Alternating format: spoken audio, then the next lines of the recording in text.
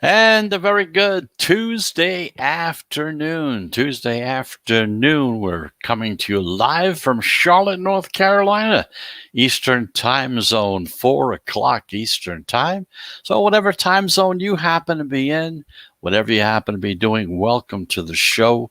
Glad to have you on board. We appreciate you listening to the show 100%. We totally do. We wish we could thank you personally, and we'd be more than happy to do so. Anyway, thanks for listening.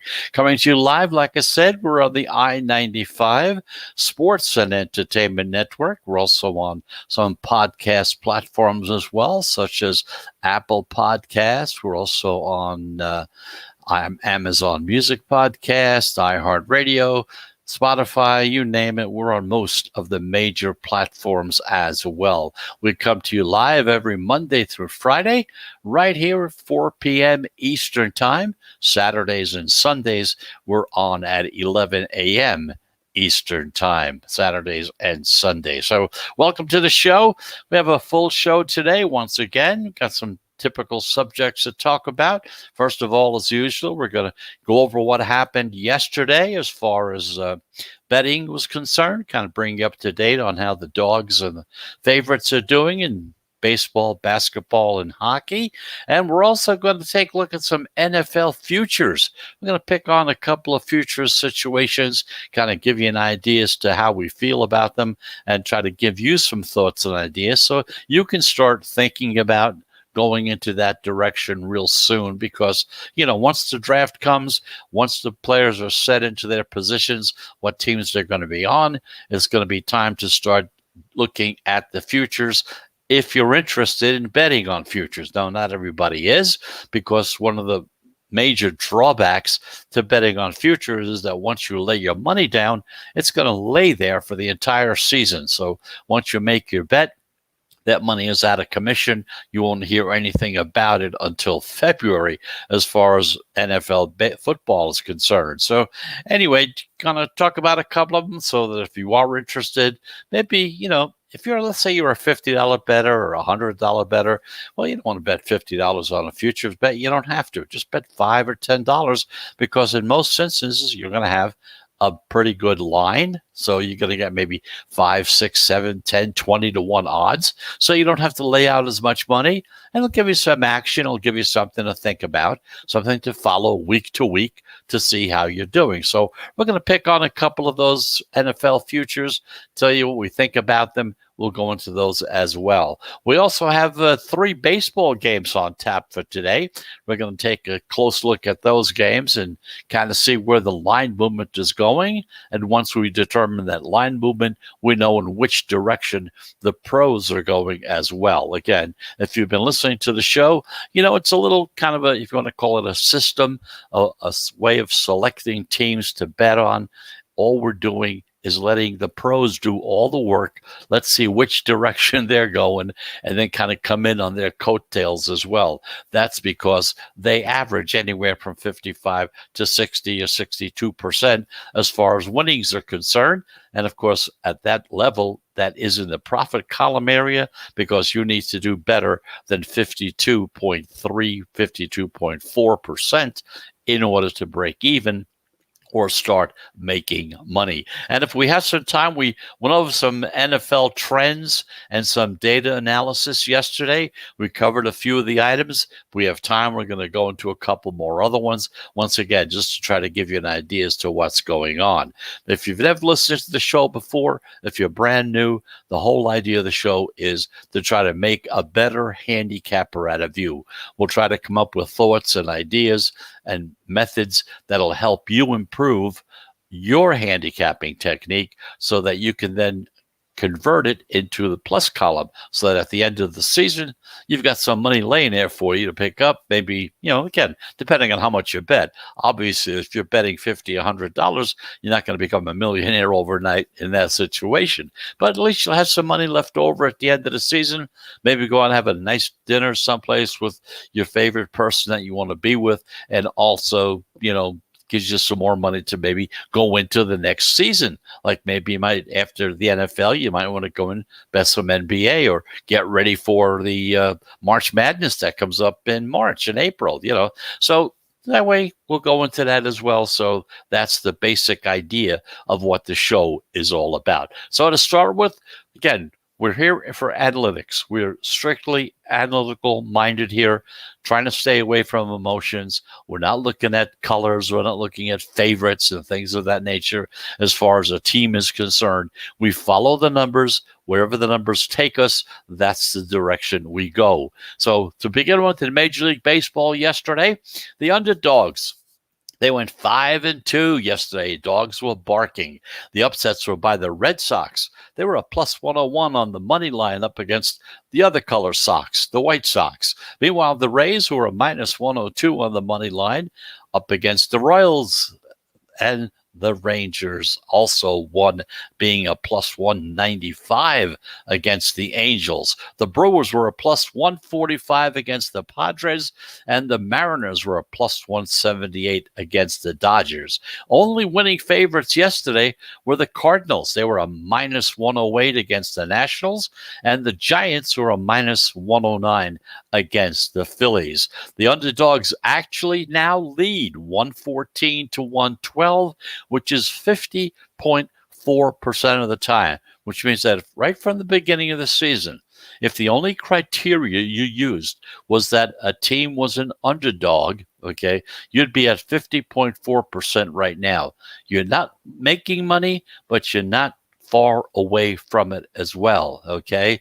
Now, 9 of the games also closed as pick'em, so you wouldn't have gone in either direction there. So after going 14-7 straight up the past couple of days, that's the way it's been going. The unders went 4-3 on Monday, and the unders are now ahead 122 to 106. There, you're at 53.5%. So if just off the cuff, if all you did was take the unders in every baseball game from the first game right through yesterday, you'd be at 53.5%. You would be in the profit column as far as that's concerned. Meanwhile, over in the NBA, the favorites, they went 5-4 straight up. But as usual, the underdogs were barking once again, and they led yesterday 6-3 against the spread. The favorites were straight up 5-4, but as far as being against the spread, it was the underdogs who led 6-3. You had upsets by the Warriors, who were plus 4.5 against the 76ers. The Bulls were plus 4.5 against the Celtics. The Suns were plus 3 against the Bucks, and the Pistons were a plus 3.5 against the Cavaliers. Plus the Thunder being at 12.5 on the plus side against the Wizards, and the Grizzlies are plus 7.5 against the Nuggets. Those two teams covered, even though they did lose straight up, but they did cover their bets. Favorites still lead, however, in the NBA, 425 to 419. That's almost 51% so far on the season. Now, the unders, they went 6-3.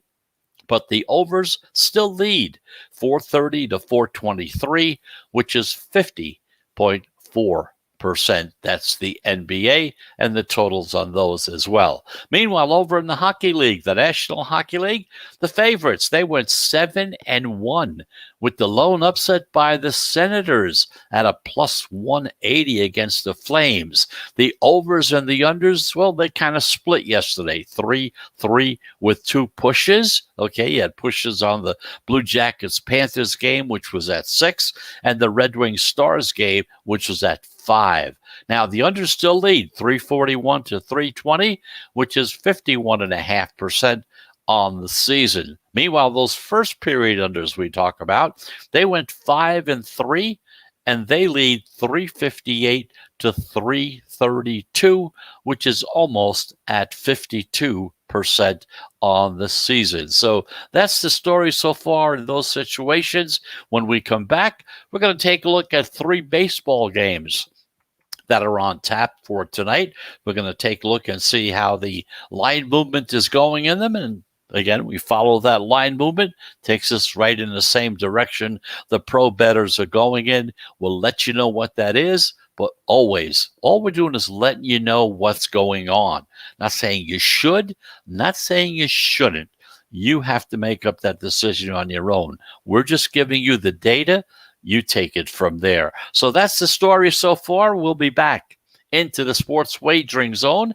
As usual, we do take 3 breaks. Each one is of about a 1-minute duration. So in that case, we'll be back in the zone in 60 seconds.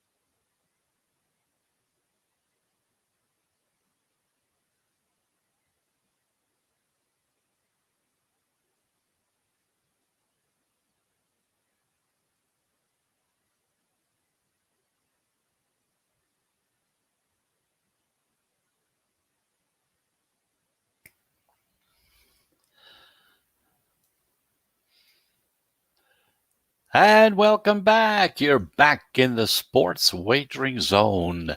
I'm Chris Pardo. I'm coming to you live from Charlotte, North Carolina, right here on the I-95 Sports and Entertainment Network.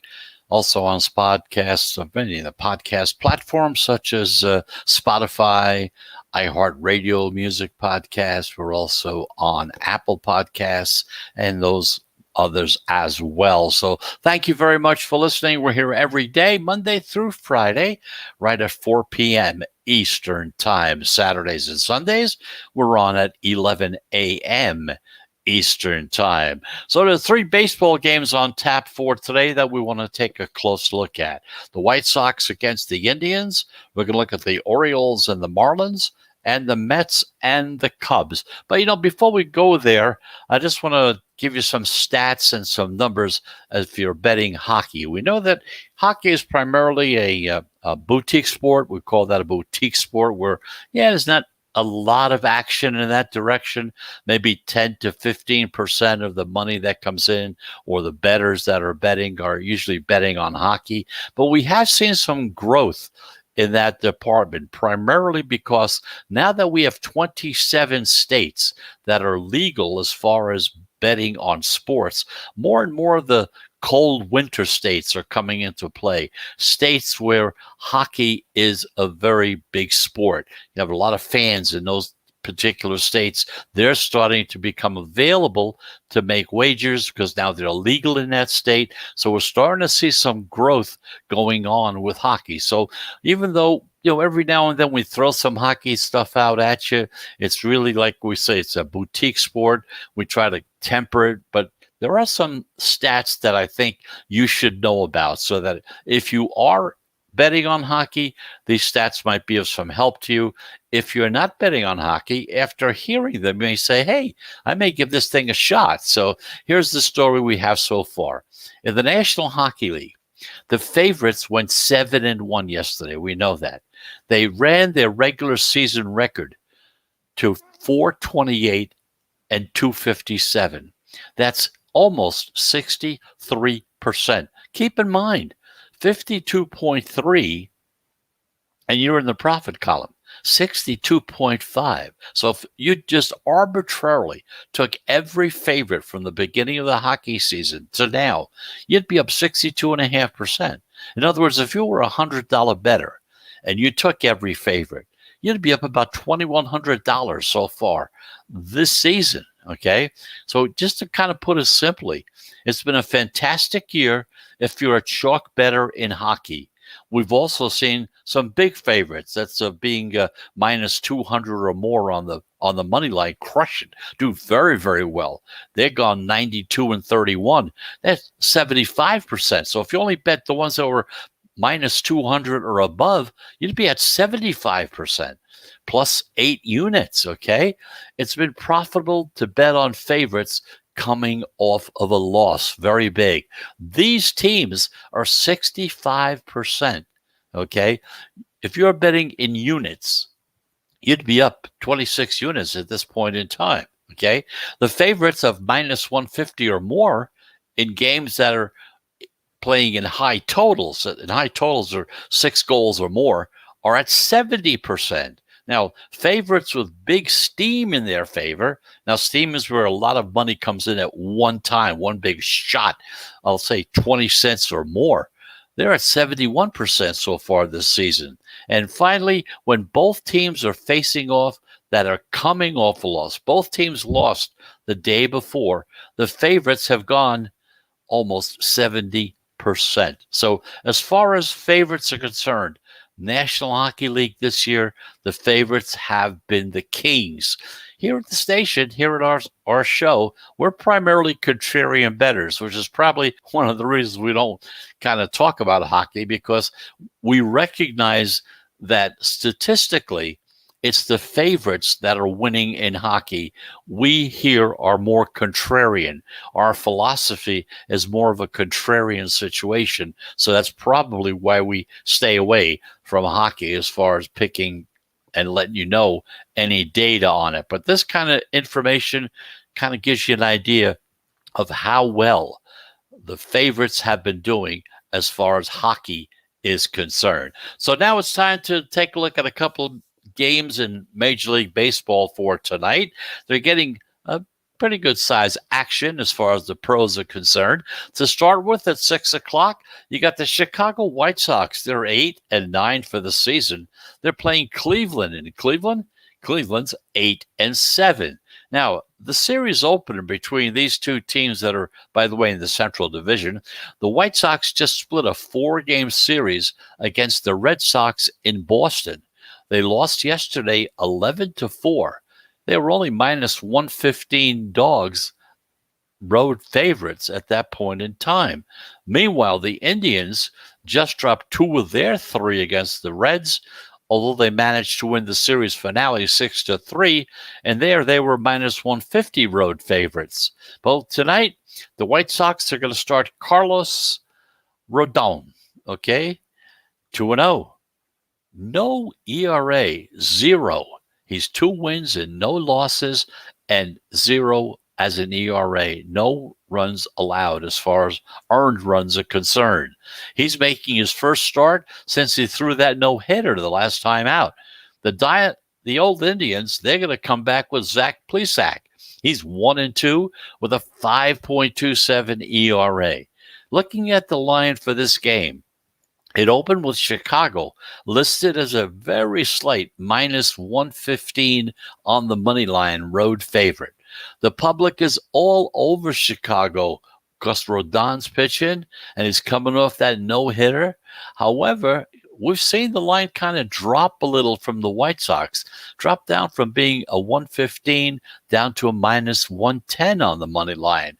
And what this usually means is that the pro money is buying in on Cleveland as a short home dog. It started out at plus 105. With the money that they came in with, has now brought it down to a plus 100 on the money line. So you lay 100, you win 100, okay? Cleveland has value because they're a divisional dog. They're a dog with a line move that's in their favor. And they're a dog coming off a win. Now, these sweet spot dogs that are plus 140 on the money line or less are 56% this season, okay? Now, Cleveland also has a rest advantage because they last played on Sunday while the White Sox played yesterday in Boston. The total opened at 8. The pros immediately got in on the under, dropping it down to 7.5. Now, both teams have been profitable to the under this season. Chicago is 10-7. Cleveland's 10-5. The forecast, as far as the weather is concerned, up in Cleveland, low 40s, 10 miles per hour, blowing in from dead center. Not blowing out, blowing in. That generally means you're going to have a lower scoring game because there won't be as many home runs going out. Instead of being a home run in the second or third row back there with the wind blowing in, it's maybe take the ball just to the warning track where it could be caught. So the chances of a lower scoring game increase with winds blowing in instead of blowing out. The Tribe are 4-1 at home. Chicago is 5-6 on the road. We have two more games to talk about, but let's take that second break and get that out of the way. We're going to be talking about the Orioles against Miami and also the New York Mets going out to Chicago to play the Chicago Cubs. Those are the two games that we're going to talk about. We're going to check the line movement in those games and kind of give you an idea as to which direction the pros are going in those two games. So let's take our second break. And just a reminder, we'll be back into the sports wagering zone right after this.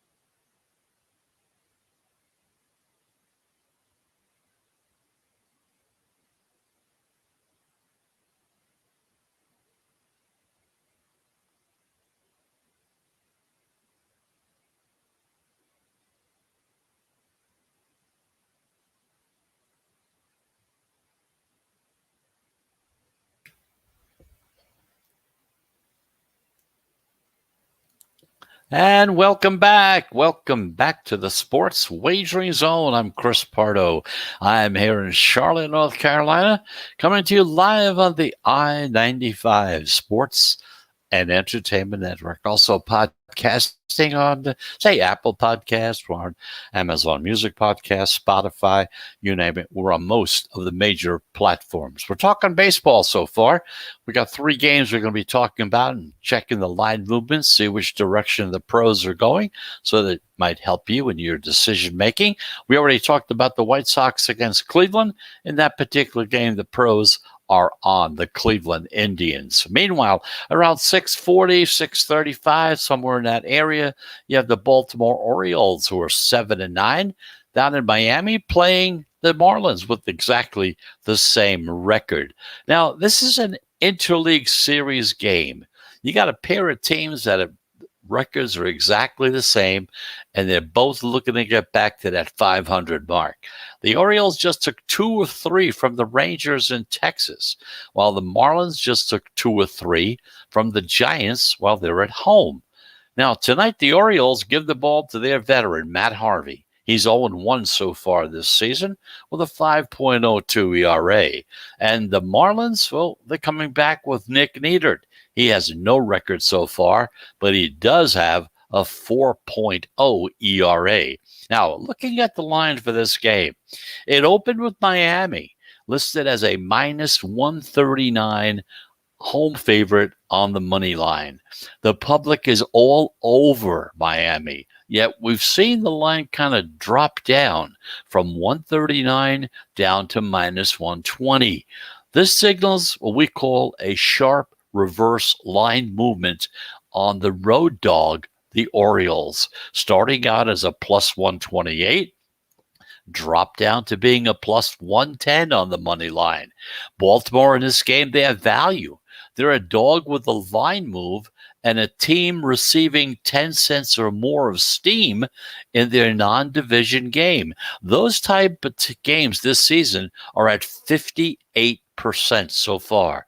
Also, road dogs like Baltimore are 49% this season, winning 22 units and 15% as a return on your investment. Baltimore 6-5 as a dog this season. The Fish, well, they're just 1-4 as a favorite. The Orioles are 6-3 on the road. Miami is 3-6 at home. So that's the story on that particular game. The pros leaning on the Baltimore Orioles. Meanwhile, over at 740, 745, somewhere in that area, you have the New York Mets. And of course, we're talking Eastern time, by the way. The New York Mets, 7-4, starting out pretty good against the Cubs, who are at 6-9. Now, these are non-divisional National League teams, and they're going and they're trending in completely opposite directions. How many times have we used that expression during this COVID season? The Mets are 5-1 over their last 6 games. Meanwhile, the Cubs, they're just 2-6 over their last 8 games. So tonight's series opener, it's under the lights at Wrigley Field. The Mets start Taijuan Walker, 2.61 ERA with no records so far. The Cubs give the ball to their veteran, Jake Arrieta. He's 2-1 so far this season with a 3.18 ERA. And as we look at the line on this game, it opened with the Mets, a minus 135 road favorite on the money line. The public is rushing and going to back the Mets because they're doing very, very well, and they're staying away and fading on those struggling Cubs in Chicago. But I'll tell you, despite all this lopsided chalk support, we've seen the New York Mets number drop, going up, actually fell from 125 to 130, and some shops are even closer to 125 again. What this means is there's a sharp action buying low. The pros buying low on the Cubs as a plus money dog at plus 125, dropped down to 120 on the plus side. Now, the Cubs have value in this game because they're a dog with that line movement in their favor, and they're a home dog who made the playoffs the year before. Now, the total is low.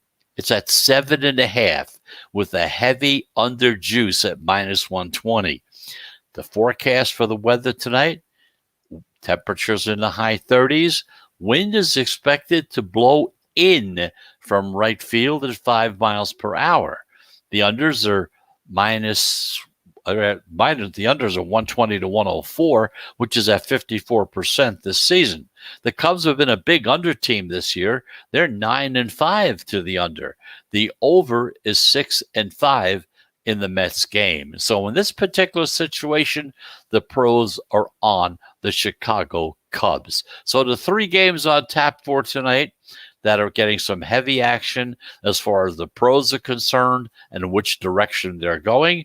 They like the Cleveland Browns against the Chicago White Sox, Cleveland Indians, against the Chicago White Sox. They also like the Baltimore Orioles against Miami, and they like the Chicago Cubs up against the New York Mets. Now, we give you this information so that perhaps you might be able to use it together with whatever system you've got. You may be been playing for a few years. You have a system. You're very happy with it. It's doing okay for you, so you're staying with it. But perhaps every now and then you might need a little help in trying to decide which team to play. Like I always say, sometimes you get up in the morning, one team looks better than the other. As the day goes on, you're listening to sports radio, you're reading some stuff in the paper or online about the teams, and you start saying, gee, that other team started to look better than the team I thought looked good this time. And it almost gets to a point where you're ready to flip a coin because you've gotten down to that situation. If that's the case or something very similar to that, listen to the show, hear where the pros are going, and then you can decide, say, hey, if they're going in that direction, that's the way I'm going to go. Or you could look through the other window and say, hey, if they're going with them, I'm going against them. I'm going with this other team. Either way, that's why we give you this information. We all know that so far this season, we've been running this little system throughout baseball.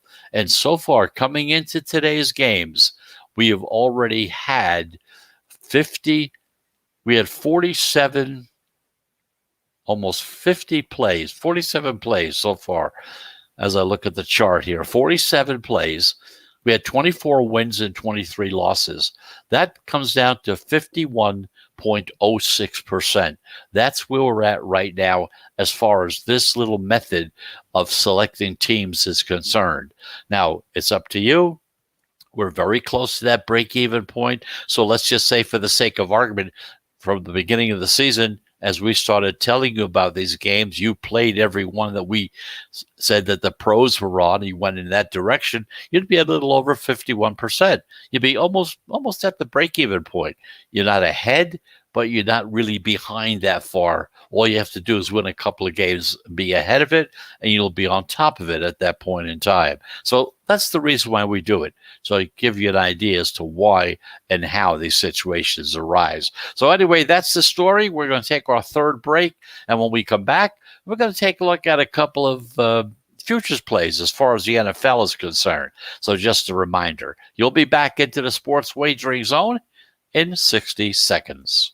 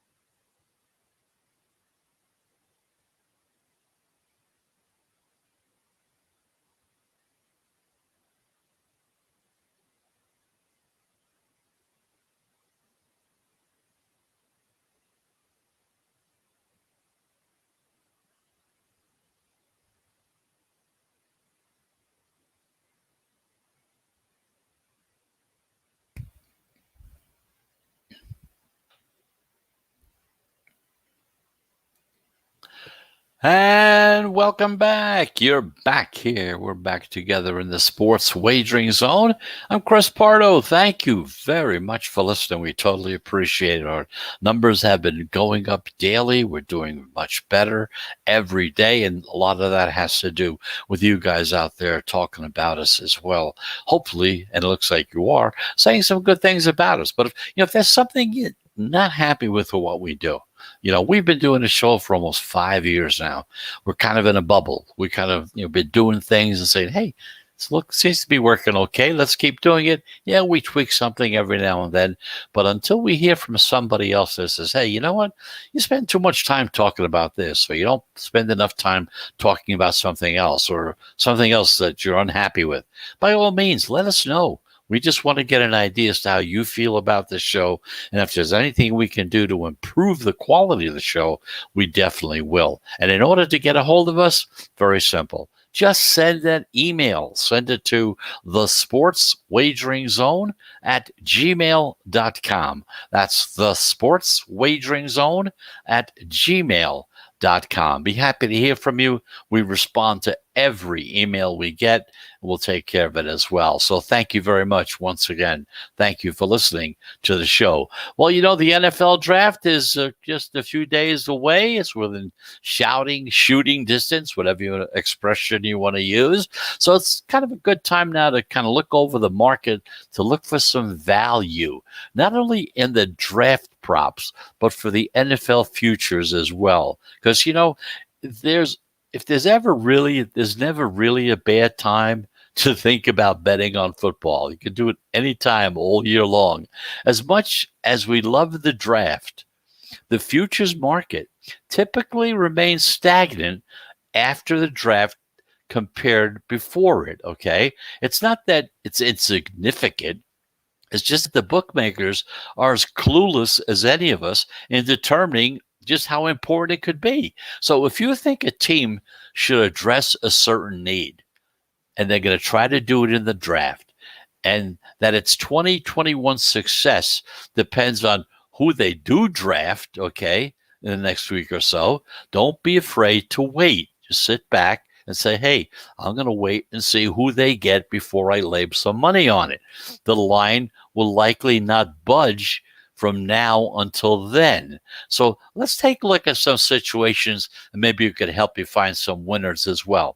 Now, this is going to sound kind of crazy. Taking the Jacksonville Jaguars at 8-1 to win the AFC South. Yeah, I know you're laying there on the floor, laughing like crazy right now. But let's take a little look through that AFC South Conference, okay? The Texans, well, they're a mess. They have no draft capital, and they might not even have Deshaun Watson because of a trade or even a possible suspension. So trouble there. The Colts are pitting their quarterback hopes on Carson Wentz reclaiming and becoming a reclamation project. A player who has not only played poorly, but he struggled to even stay healthy. So take a look at that. The Titans, they lost respected offensive coordinator Arthur Smith. He's gone to Atlanta, and many credit him with reviving Ryan Tannehill's career and wonder how the quarterback will perform outside his system. But in Jacksonville, it comes in Urban Meyer. He's won, and he's won big everywhere he's been. He's won at Bowling Green. He was in Utah, in Florida, and lately in Ohio State. So he'll not only coincidentally inherit a player regarded as some people refer to him as a generational type, okay, the most important position, as well as the top pick in each round that they get as well. So the Jaguars have already added wide receiver Marvin Jones. They added a cornerback, Shaquille Griffin, and they have a valuable trade chip in their soon-to-be backup quarterback, Gardner Minshew. So I know it's a stretch to say that this team jumps to win double-digit games. I don't know if that's going to happen, but at long odds, at 8-1 odds, in a possibly really messy, screwed-up division, I think taking a look at the Jacksonville Jaguars as a futures bet is not a bad idea at all, okay? And also the Seattle Seahawks, they're at 7-2 to win the NFC West. In what's likely to be, without a doubt, the best division in the NFL. No weak teams are there right now. I believe the Seahawks are going to win double-digit games, and they're also going to get into the playoffs. And I think at 7-2, this is a bargain. And why do I think so? Well, Russell Wilson took over in Seattle in 2012. The 9 seasons he's led his team to the playoffs, double-digit wins every time but once. That was back in 2017 when the team went 9-7. Now, he's never had a losing season. He has missed the playoffs only once in 9 years. After a real torrid start last year, it seemed as if the MVP award was his to lose. And he lost it because a lot of turnovers in the middle of the season took him out of the running for that award. And the season ended, as you remember, in a very ugly fashion. Okay? Home playoff loss to the Rams. That was terrible. The Seahawks certainly have flaws, and I'd be concerned with the way they were kind of dominated in the playoffs. But at plus money, this is a good, solid bet. The 49ers seem like they're going to have a rookie quarterback. And if not, you got Jimmy Garoppolo, who's been inconsistent. He's prone to be injured. Okay, those are the factors. Meanwhile, the Rams, they're top heavy. They got elite talent, but you know what? They haven't got much depth. And the draft capital is low as well, meaning that, they get 1 or 2 injuries could actually derail their season coming up. The Cardinals are certainly competitive, but they have a small quarterback. He's going to have to prove he can endure that punishment because he got 1 more game to play this year, 17-game season. So Wilson and the Seahawks, They're a team that's going to be looking to get into the playoffs, and they're going to be looking for a division title just like they always do. So they're not a bad team to look at. 7-2 to win the NFC West, and they're also a good team to look at that they're going to win 10 games. That's if their number is 9, 10. They've always won in double digits except for 1 year.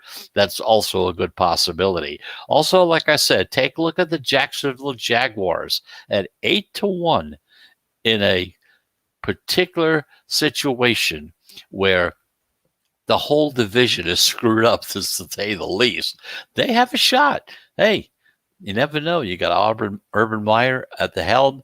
You got a quarterback who they're saying is going to be one of the greatest quarterbacks of all time. We'll soon find out. If you feel that way, hey, 7, 8-1, whatever you can get, that's not a bad shot to take a look at. So that's the story as far as some of the prop bets and some of the futures bets coming up soon. In the meantime, the 3 games we looked at so far in baseball for tonight. You got the White Sox against the Indians. The pros are on the Indians. The Orioles against the Marlins. The pros are on the Orioles. And finally, the New York Mets playing in Chicago against the Cubs.